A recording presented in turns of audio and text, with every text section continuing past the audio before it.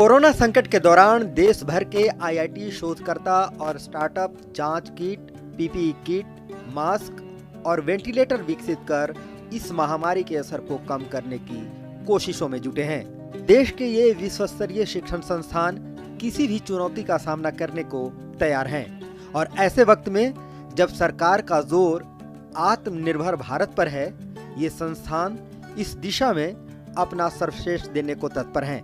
दुनिया के शीर्ष संस्थानों में शामिल आईआईटी दिल्ली ने भी इस ओर अपना कदम बढ़ा दिया है।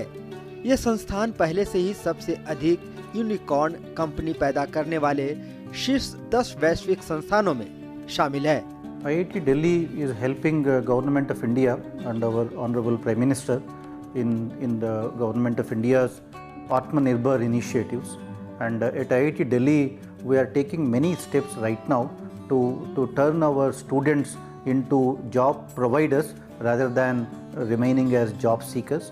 So there are a lot of initiatives that we have launched in the institute towards making this a possibility. Startup तैयार करने और इन स्टार्टअप के जरिए फंड जुटाने के मामले में भी आईआईटी दिल्ली देश के बाकी संस्थानों से आगे है।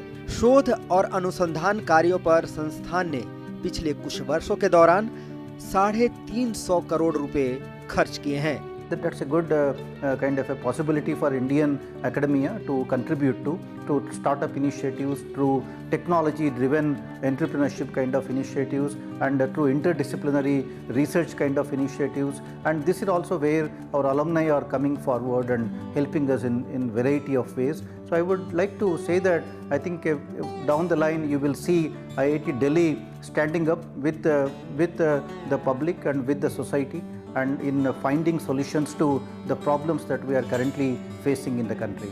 आईआईटी दिल्ली के कैंपस में स्थापित होने वाले रिसर्च पार्क में उद्योग जगत के साथ मिलकर शोध कार्य होंगे और यहाँ एक वक्त में 100 से भी अधिक स्टार्टअप तैयार किए जा सकेंगे। आईआईटी दिल्ली का लक्ष्य अगले साल से हर साल 200 से अधिक शोध कार्यों को पेटेंट कराने का है, जो फिलहाल 150 पेटेंट प्रति वर्ष हैं।